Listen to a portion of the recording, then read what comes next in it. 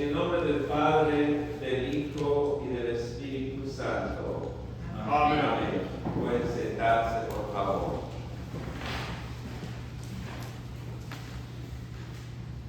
Hoy, 25 de marzo del año 2026, es la fiesta de la Anunciación de nuestro Señor Jesucristo. También podríamos llamarle, es la fiesta del plan salvador de Dios. O también podríamos llamarle, la Anunciación es el amor de Dios para la humanidad. Pero desafortunadamente, así como cuando Él vino en persona que pocos le escucharon, hoy todavía hay mucha gente que no ha logrado entender el amor de Dios. Este plan de salvación de Dios empezó cuando Dios, después de haber creado a la humanidad, Adán y Eva, y le fueron desobedientes y cayeron en la condenación del Satanás, por ende su vida terminaba.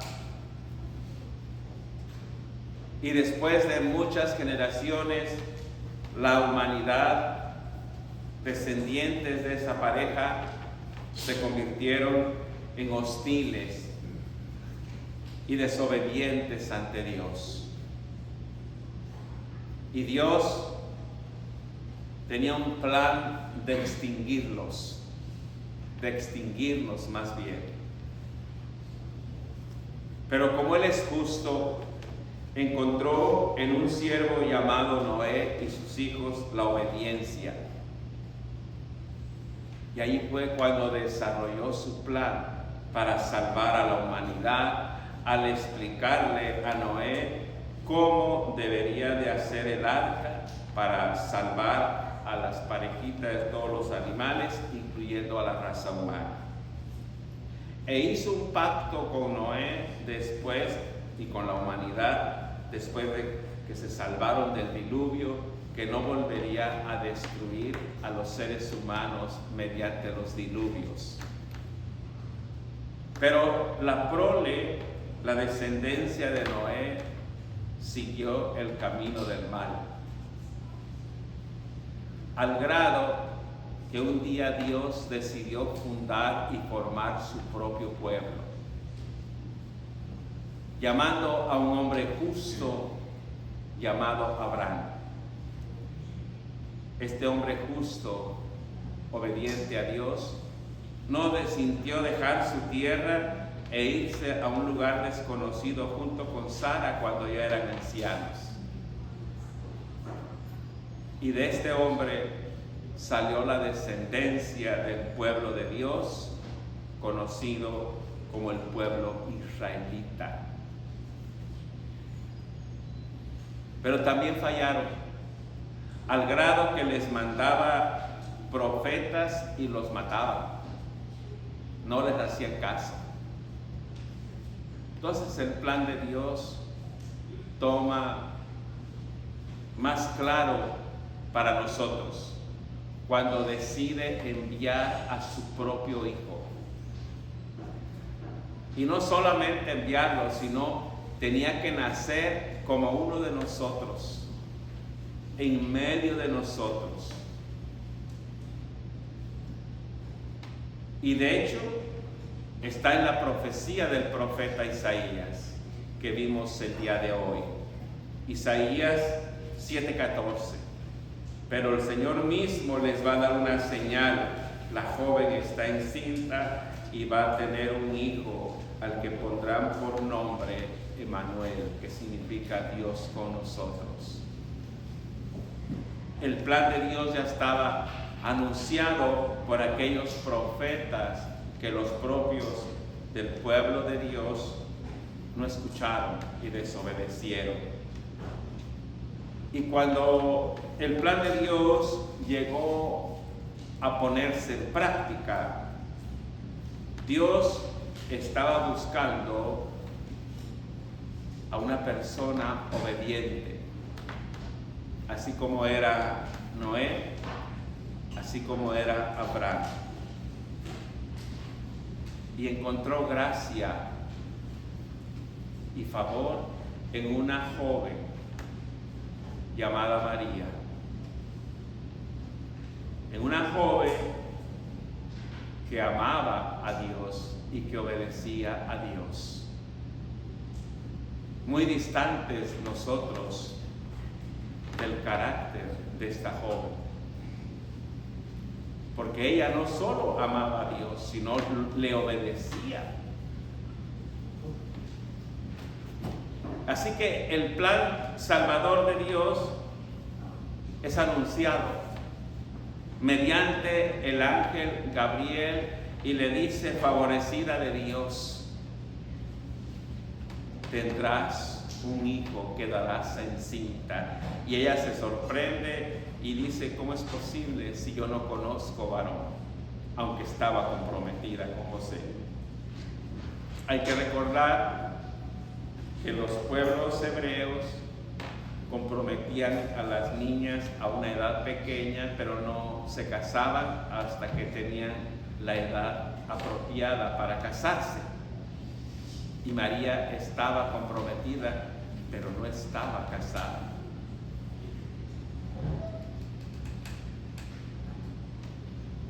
El ángel le dice en el verso 32: será un gran hombre, al que llamarán Hijo del Dios Altísimo, y Dios el Señor lo hará rey, como a su antepasado David, para que reine por siempre sobre el pueblo de Jacob. Su reinado no tendrá fin. Habla del reinado del Señor Jesús, que de hecho ya empezó después de su resurrección.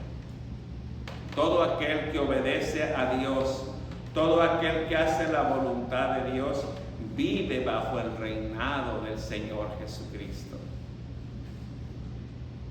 Pero ¿cuán distantes estamos de llegar a ser obedientes como María?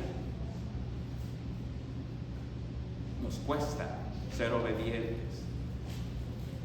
Nos cuesta esforzarnos al grado de llegar temprano al culto divino, sabiendo que hoy es un día de fiesta mayor, porque es la celebración de la anunciación del plan salvador de Dios en la persona de nuestro Señor Jesucristo. Y María, más bien llamarla Santa María, porque es santa, responde como debe ser toda sierva y como todo siervo en el verso 38 del Evangelio de San Lucas, capítulo 1. Yo soy esclava del Señor. Y solo para que ustedes comprendan, nosotros no tenemos el entendimiento de medir cuál es el nivel social de un esclavo, porque nosotros, entre comillas, no hemos sido esclavos. Pero en los tiempos del Señor Jesús, ser esclavos era estar bajo la autoridad de alguien que podía inclusive ser cruel, y el esclavo no tenía ningún derecho. Era alguien que lo tenían para lavarle los pies a los amos, para hacer todo el trabajo que los demás no querían hacer. María, siendo israelita, se somete al nivel de un esclavo y dice: yo soy esclava del Señor. ¿Cuántos de nosotros realmente deseamos ser esclavos del Señor? batallamos. Por ejemplo, hoy cuando vine a preparar el servicio, me di cuenta que el altar no estaba revestido en el color apropiado y tenía que solucionar. Y le he pedido perdón a Dios porque el frontal que encontré no está planchado, porque soy un mal siervo. Debo esforzarme más. O tal vez pudiera decir, deberíamos esforzarnos más. Porque esto es para la obra del Señor. Cuando venimos a la casa de Dios, venimos a servirlo a Él. Adorar quiere servirlo. Nosotros podemos gozarnos de una alabanza y levantar las manos y creer que estamos gozándonos de Dios, pero el gozo más hermoso es cuando le servimos a Dios en las cosas, inclusive que nadie quiere hacer, como barrer, trapear, limpiar, que todo esté exquisitamente para la gloria de Dios.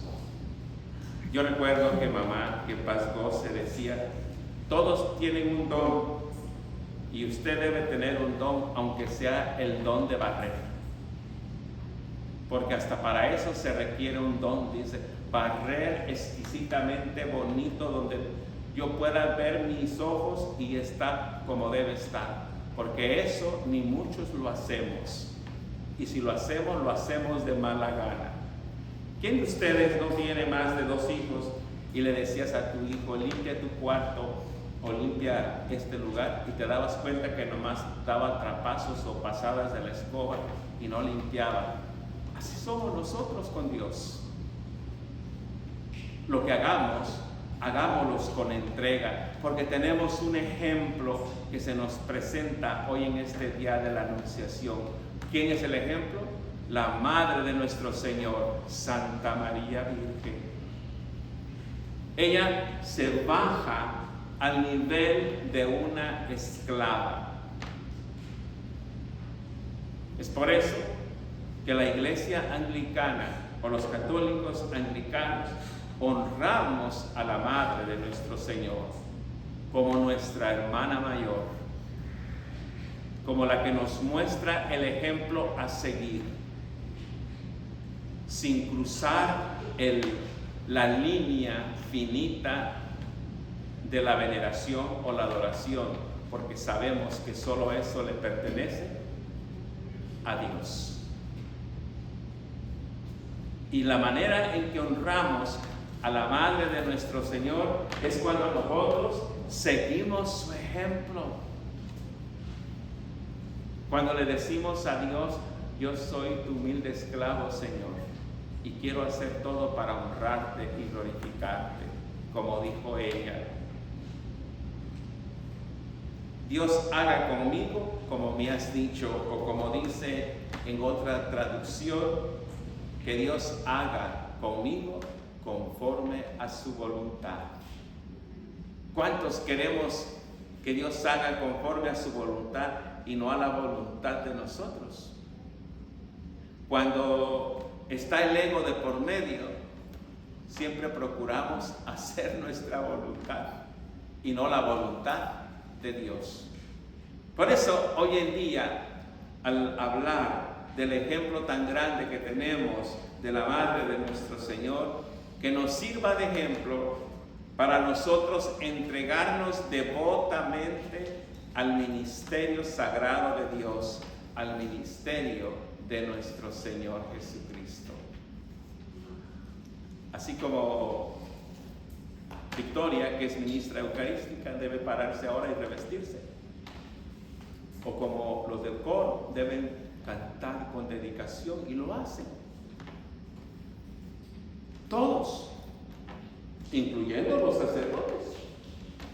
Por eso reconozco y me siento avergonzado ante el Señor que el frontal no está planchado.